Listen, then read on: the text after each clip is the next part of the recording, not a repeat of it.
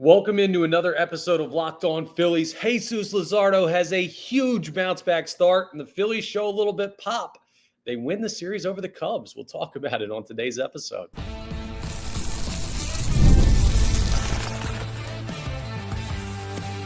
You are Locked On Phillies, your daily Philadelphia Phillies podcast.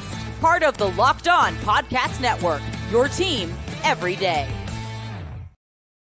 Yes, this is Locked On Phillies. I'm your host, Connor Thomas. Thank you so much for joining us today. We come to you as part of the Locked On Podcast Network, your team every day. You may know me from some of my other work in the sports talk space. I've been on air at 97.5 The Fanatic, doing sports talk radio here in the great city of Philadelphia for over 5 years. I've been a credentialed Philadelphia Phillies media member for 4 seasons.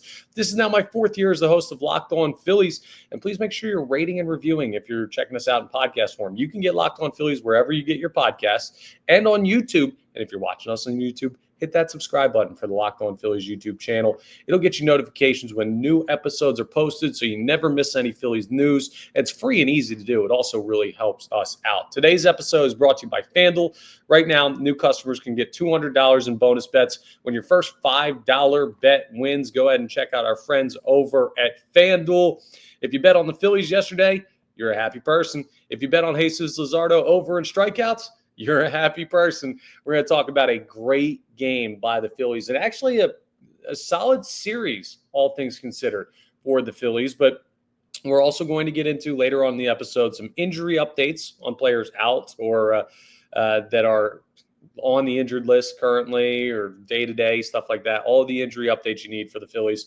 And we'll do a standings check-in since the Phillies are off today on the day I'm recording this, which is Thursday, July, the 11th?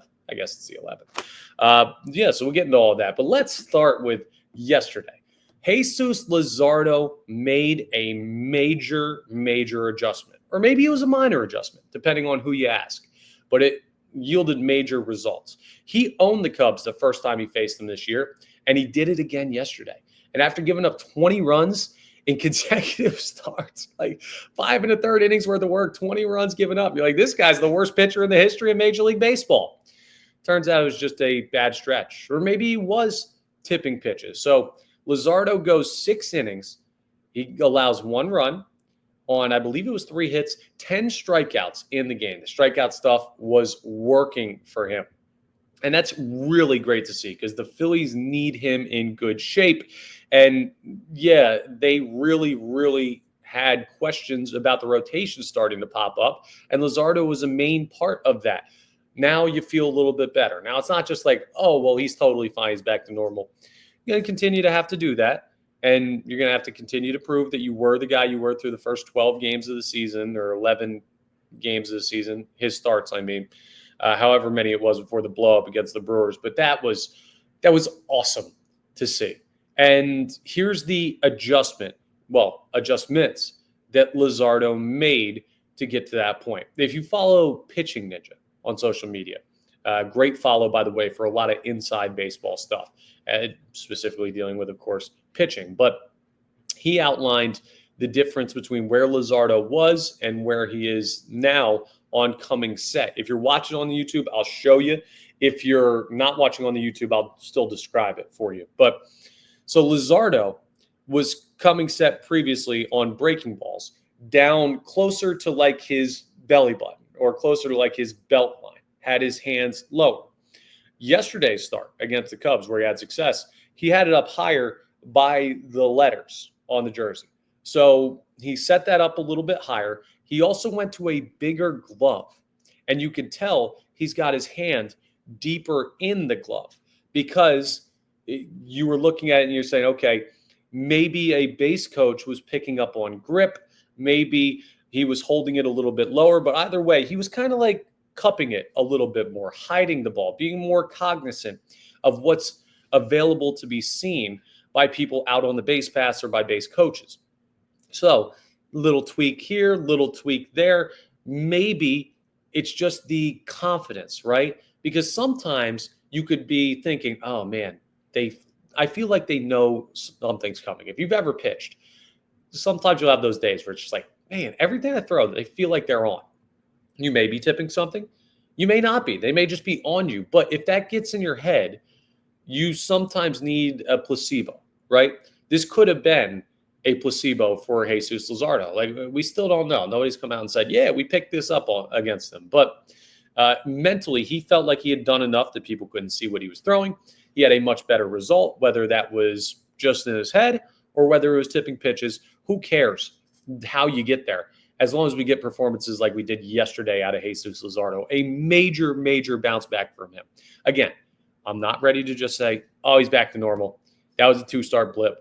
He's never going to have that situation again. Now, you hope he doesn't, because those were so ridiculously bad that he should never have starts like that, ideally. But either way, like, that was such a big bounce back start from him, and in a spot where the Phillies really needed it to win that series against the Cubs, which we're going to talk about in a second. That was just very, very impressive by him, by folks on the Phillies staff of coaches that deal with pitching.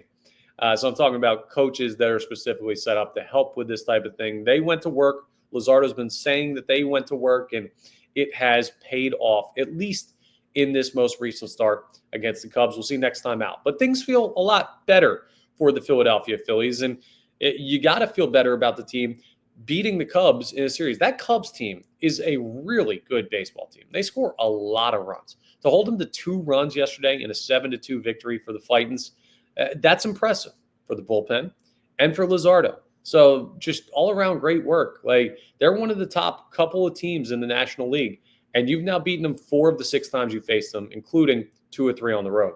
So it's not just, oh, Phillies are good at home. It's not just Phillies only beat bad teams. You could start to kill that narrative a little bit if you keep playing the way you did against the Cubs, against other really good teams. Now, let's talk about more to the game than just Luzardo's start. Even though to me that's the headliner, because he was the biggest question mark, Phillies showed some pop. Schwarber went yard.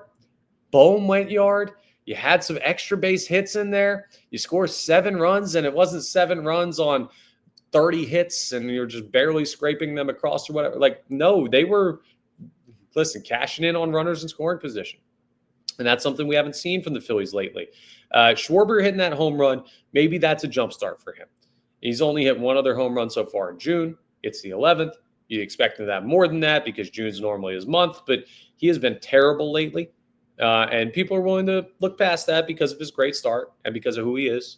And we know he's going to come out of it, and that's fine. But he needs to come out of it. Maybe that's a start for Kyle Schwarber. And Alec Bohm, maybe he should have been the lead, but Jesus Luzardo throws once every 5 games, so we can talk about Alec Bohm anytime.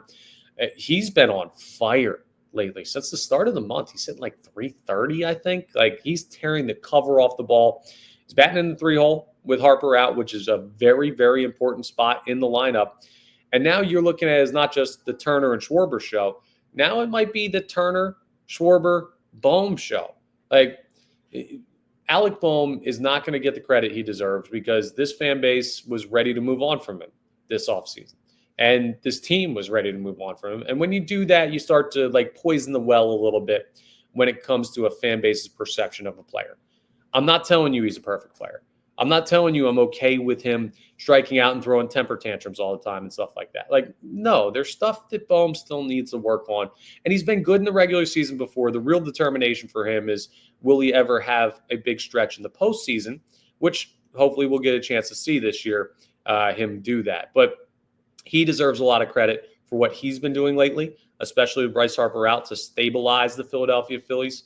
He deserves as much credit as Turner, as much credit as Schwarber, and really anybody that's been hitting the baseball for the Phillies in the past couple of weeks. So all around a good thing for the Philadelphia Phillies yesterday. The game was well done. They didn't have any major issues. The bullpen was solid.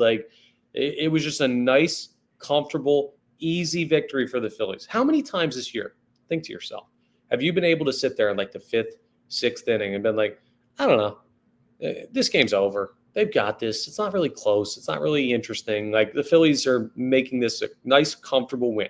I went up to the pool on the roof of my apartment, and I was sitting up there, and I was watching on my phone. With the glare, and you could kind of see it. Now, I had the headphones on, so I could hear what was going on, and if anything big happened, I zoned back in. But that's how comfortable that game was yesterday, is you could just kind of zone out a little bit on it because you know that the Phillies are at a very comfortable spot, and they haven't done that much lately.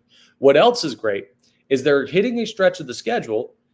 They're going to have to hit a tough one coming up when they play the Mets next weekend. But this weekend and the start of this next week, winnable series. So they could build some momentum heading into a big stretch of their season. We'll talk more about that. Tomorrow's episode will be a preview of their series with the Blue Jays. So we'll get into that a little bit more. But just a great all-around win for the Phillies yesterday. Luzardo, Bohm, Schwarber, the team as a whole, getting the job done, doing what they need to do to win comfortably against a really good team, take a series victory, and now you start to feel better about this team. I wouldn't go as far to say, oh, the Phillies are completely back, but it's a great first step in the right direction. Coming up next, we're going to talk about some injury updates because it's an off day. We don't have a game to preview or anything, and there have been some injuries affecting the Phillies as of late. Brandon Marsh, Bryce Harper, Aaron Nola. We're even going to look at the minors at Justin Crawford, and we're going to give you some latest updates on how that's affecting the Philadelphia Phillies as we continue today's episode. Let's talk about FanDuel first, because the NBA playoffs, well, they're in the final round. And every night delivers highlight-worthy performances, major momentum shifts, and can't-miss moments. Last night, Indiana takes down Oklahoma City. I lost money on this on FanDuel. That's okay. Still gave me a reason to watch, even though my team's not in the race. And they've been some great games. There's never been a better time to get in on the action, and FanDuel makes it easy to stay in the game. So let's say you're like me, and you took Oklahoma City minus 5.5 last night. And you're like, Pacers are up 4 at halftime. Well, I want to bet something else. Well, you can bet with player props, performance trends, same game parlays. You can live bet. You can do all this stuff in game. So if you have a dead bet, well, you can make another one with having the trends of the game known. So it's great to bet with FanDuel. They make it super easy. And if you're new to FanDuel, it's the perfect time to sign up as well. Head to FanDuel.com and place your first $5 bet. And if that wins, well, you're going to get $200 in bonus bets. So do that now. Make every moment more with FanDuel, the official sports betting partner of the NBA. Again, go to FanDuel.com. Some injury updates for the Philadelphia Phillies. Not all of them good, but not all of them bad. And some that we haven't gotten a chance to talk to yet that may seem like old news, but I haven't broken down my thoughts on some of these. Where do we start? Let's start with Brandon Marsh. Let's start with the easiest one. Day-to-day elbow issue, was available yesterday, so he's fine. Like, he's okay. He just had like a weird tweak in the elbow. I told you on yesterday's episode, not anything to be overly worried about. Just when you kind of hyperextend your elbow, you just get the pins and needles, you get a little sore after, and it just heals right back up. So he's good to go. Brandon Marsh, nothing to worry about with the elbow issue. Bryce Harper, not as easy as a conversation. Easy of a conversation, I should say. So the wrist injury that's got him on the injured list right now, the more I hear about it, the more concerning it is. It sounds like something that he's been dealing with for not just months, over the course of a year plus. Started bothering him back in like May of last year, apparently. And he's just been soldiering through it. Some days it's worse than others. Didn't get surgery on it or anything this past offseason. Maybe he had a doctor tell him, hey, it's not worth getting surgery. You don't need it. Maybe a team doctor told him that. Maybe his own doctor told him that. And who knows how we got to this point. But it doesn't seem like something that is going to heal based on 10 days on the injured list. That doesn't mean Bryce Harper's going to be on the injured list forever. It doesn't mean he's going to be out for the season or that he's like going to have an extended stay away from the team. What that means is now you have a superstar who's pain managing for the remainder of the season. And that's not ideal, especially when it's a guy like Bryce Harper, who his bat is very, very important. Now, something to think about. Even if he does continue to manage this through the season, it doesn't really get better, but hopefully doesn't get worse. And he just plays a little bit uncomfortable for the rest of the way. There's a long way still to go. Remember, in 2022, he was dealing with the UCL. And he said, I'm going to play through it. I'll get that done. I have the tear, but guess what? I'm just not going to throw. I'm going to go to DH. I'm going to hit, and I'm going to hit absolute bombs in the postseason, including one of the biggest home runs in Philadelphia Phillies history. Working through that stuff really, really is important for like, I don't know, getting the money's worth on a major contract like that. So he knows that. He's a tough guy. He's going to go out there and grit it out. And he's done that before, and he's gotten results. So this isn't Bryce Harper's dead for the season. His power's completely gone. The Phillies landscape has changed. But it's something to monitor. Possibly something that should have been taken care of before it's popped back up. But I wouldn't be thinking of it as this major blow to the Philadelphia Phillies. It's just because he's already had it. It's just kind of flared up, and they put him on the injured list because of it. I don't think he'll be playing any different than he already was when he comes back. So no idea. I guess the timetable's still the same, 10-day injured list. We'll see when he comes back based on the retro date, which would probably be sometime end of next week. And you'd hope, hey, Mets series, that'd be a nice time to get Bryce Harper back for, because you could really, really use him. I guess that's the date that we'll target to keep an eye on, is will he be back by the start of that series against the Mets? Not sure, but you hope so. But it doesn't sound like anything that's going to cost them more time than this season, or cost them the season as a whole, or anything like that. It's just a little bit tricky as to, well, why has this been going on so long and you haven't done anything about it or fixed it? But can't do anything about that now. Not going to get him surgery in the middle of the season. Don't want to miss him for that much time. He's going to have to play through. Aaron Nola. Now, this is starting to get weird. This is where it gets a little bit more complicated. And he had, so remember, Nola stunk to start the year, and then he goes on the injured list. Right ankle sprain is what they told us. Some people, myself included, discussed the theory of a phantom injured list stint where you say, yeah, ankles bothered me, get them off a couple of weeks and say, okay, then you come back and you worked on stuff in the meantime. But then while Nola was down and on the injured list, he got sick. And from getting sick, apparently, he may have coughed himself into a rib issue. He has something going on with his ribs from potentially being sick. It's a little murky as to what happened, but it seems like the educated guess is that he was coughing so much when sick with flu-like symptoms that he injured his oblique and rib. He's shut down for 2 weeks. He will not touch a baseball. He won't throw. So what that means as far as time frame, 2 weeks from when this report came out, which was Monday, I think it was Monday or Tuesday. So you got that. And then he starts to rehab again. And then he starts to work his way back. And then you hope he finds something. And then eventually he will be back pitching at the major league level with the team. But that's going to take a while. That could be post All-Star break, folks. So he's going to be away from the team for a little bit. Now, some people are theorizing even further that this is a doubling down on the phantom injured list stint, because there's not really a spot in the rotation for him. You're not pulling Wheeler out. You're not pulling Ranger out. You're not pulling Sanchez out.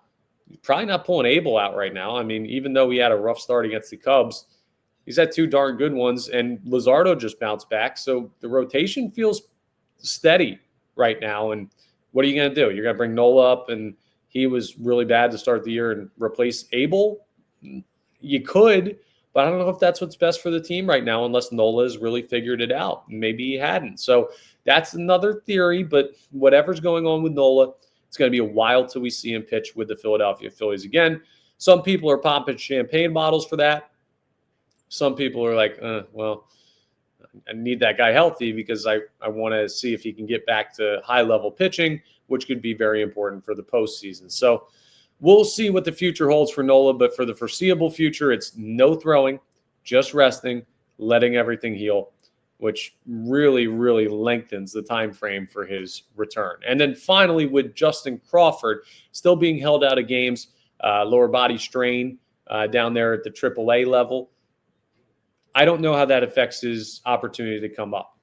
They're not going to bring him back from injury and then call him up the next day. So I guess it does affect it in that way. And clearly they weren't ready to call him up yet. So there are still some things he needs to show at the minor league level. So he's going to have to get back from that and then play enough and then show enough, and then he can get called up. So anyone who's ready for Crawford to play at the major league level, that may have gotten pushed back a week or two based on this strain that he's been dealing with. But It doesn't sound like it's a major injury. Just you've had it if you're active or if you're ever played sports or whatever. You just have like a calf strain or a quad or hammy strain where it's just like, man, that just doesn't feel right. It's tight, or I strained it, it's sore and everything. And you take like a week off and you rest it and ice and everything. And they've got high level training stuff, even at AAA.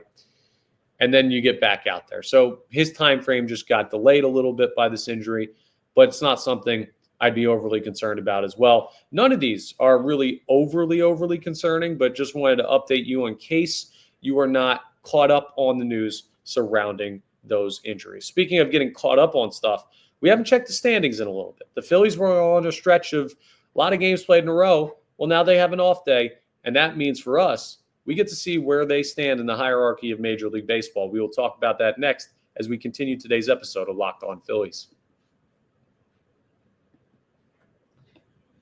Let's talk about game time. Blue Jays are coming into town. Phillies at the bank. It's going to be a beautiful weekend. Rain seems like it's holding off a little bit. So you want to get tickets? Well, you got to go to game time.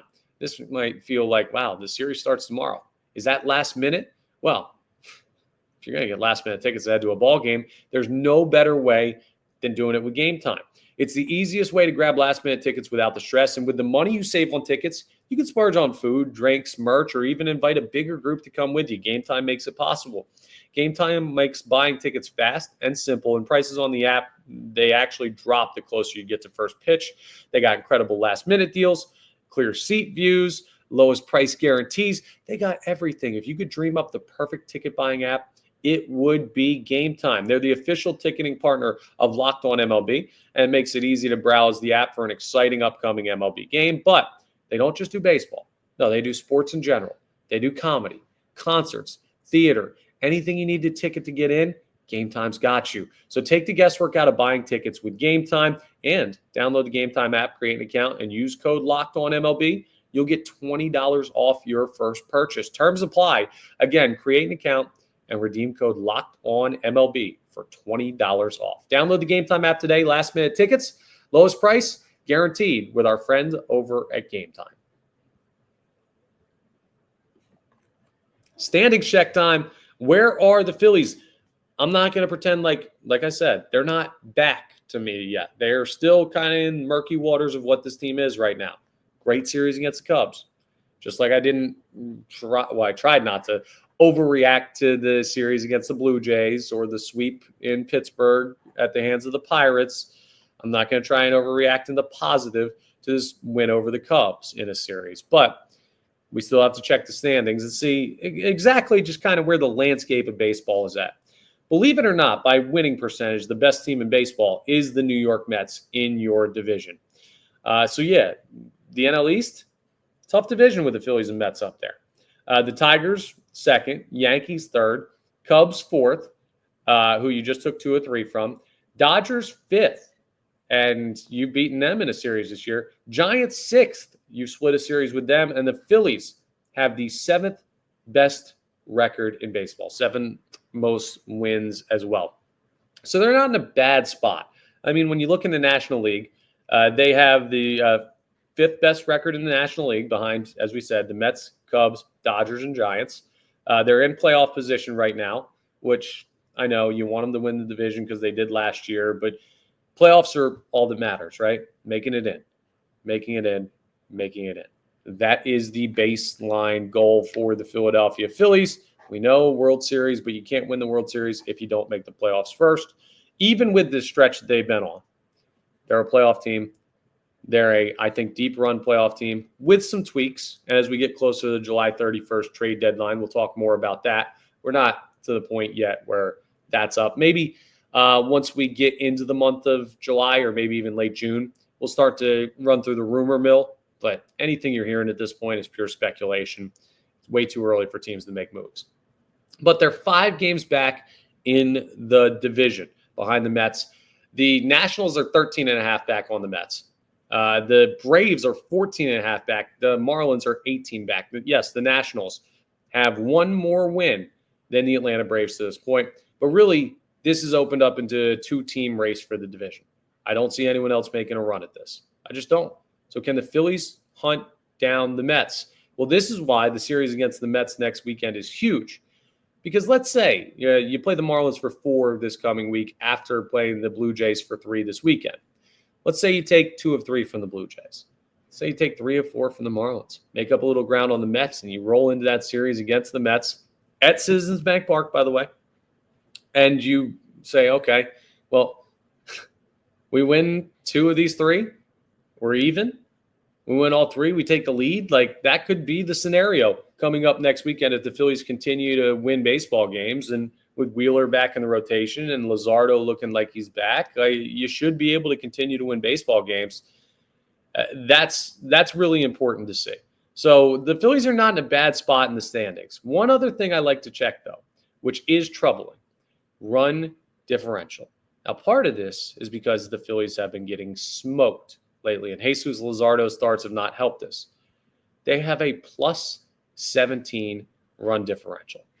That is 1, 2, 3, 4, 5, 6, 7, 8, 9, 10, 11, 12, 13, 14th in Major League Baseball. There are 30 teams. They're one spot above dead middle halfway. Like, that's not good enough. And that's maybe a red flag to a lot of people. I think that shows more the stretch that they're in right now than the record. And it shows you that they're still not playing great baseball. They're 3-7 in their last 10. So winning 3 of your last 10 games, not exactly playoff baseball that the Phillies have been playing lately. But this Cubs series should be inspiring to tell you, hey, that team's still in there somewhere. They could still beat good competition. They could be good enough to make a run at this thing with a couple of tweaks and changes. And again, trade deadline, we'll talk about it later. But when you look at the record, it's not terrible. I also want to look at runs scored versus runs against. And the Phillies are top 10 in runs scored in baseball. Runs allowed, they're not in a good spot, though. Runs allowed has been the problem for them. They are, 18th or 19th in runs allowed. They've allowed nearly 300 runs already on the year. The only teams, so the Phils are at 295. Teams that have allowed 300 or more are like Seattle, the Angels, the Orioles. You know what's funny? The Dodgers have allowed 313 runs so far this year. Now, they've scored 381, which really helps you keep that differential in a good spot. But if you're looking at the Phillies like they're the only ones who have bullpen issues or pitching issues or giving up runs issues, this is why perspective is important. By the end of this coming week, where do you want to see the Phillies be, right? Where are you looking at? Because they're going to play 4 against the I believe they have Monday off. Yeah, they'll play 3 against the Blue Jays, Monday off, then Tuesday, Wednesday, Thursday, Friday against the Marlins, and then come back home for a weekend series. No, that doesn't make sense. Against the Mets. Let me check their schedule because I've got to figure out when their next off day is. No, they play Monday, Tuesday, Wednesday, Thursday, and then Friday, Saturday, Sunday against the Mets. But by this time next week, will I have expected them to knock down games in the division? Yes. Will I expect them to be higher up in the major league standings? Yes. They want to exist like somewhere in the top 5 in baseball, and right now they're just outside that, the top 7. I don't think they're in a bad spot, guys. I really don't. And people are looking at this team like, oh, they're terrible and all of that. They're not going to make the playoffs. They're going to make the playoffs. They're not a terrible baseball team. We get caught up in the day-to-day of the season, and that's why sometimes you need to look in at the standings. And I brought up the differential. That is troubling. I'm not here to say like, oh, the Phillies are playing perfect baseball right now. Just look at their record. But I am here to remind you that what they've done so far has been okay. And where we're at, well, let's just think about it. A couple days ago was the date that they came back from London last year. There was a lot of baseball left to change that season around. And the Mets, remember how quickly they changed from a team that looked lost to a team that played in the NLCS. In 2022, the Phillies, well, they hired Rob Thompson as interim manager to replace Joe Girardi on like June 6th. It's June 11th. Like, we're not even, or maybe it was June 3rd or something. Either way, early June. They completely turned that around and went to the World Series. Like, the Nationals back in 2021 were terrible at this point in the season. They became the World Series champions. Things change quickly in baseball. Well, I guess not quickly, but there's just so many games that they can change still at this point in the year. So things are solid for the Phillies. Need to figure it out against the Blue Jays this weekend. Got to be better than the results up in Toronto, but playing at home, the Phillies have been much better this year. So we'll preview that series tomorrow and take a look at the weekend to come, dive deeper into that. But a great day for the Phillies yesterday in a lot of aspects. That's all for today's episode of Locked On Phillies. Thank you so much for joining us. Once again, we're part of the Locked On Podcast Network, your team every day. Again, please make sure you're rating, reviewing, subscribing to the YouTube. All that great stuff really helps us out. Also helps you out because it'll keep you updated on what's going on with Locked On Phillies and all the Phillies news we put out. And I will talk to you tomorrow on the next episode of Locked On Phillies.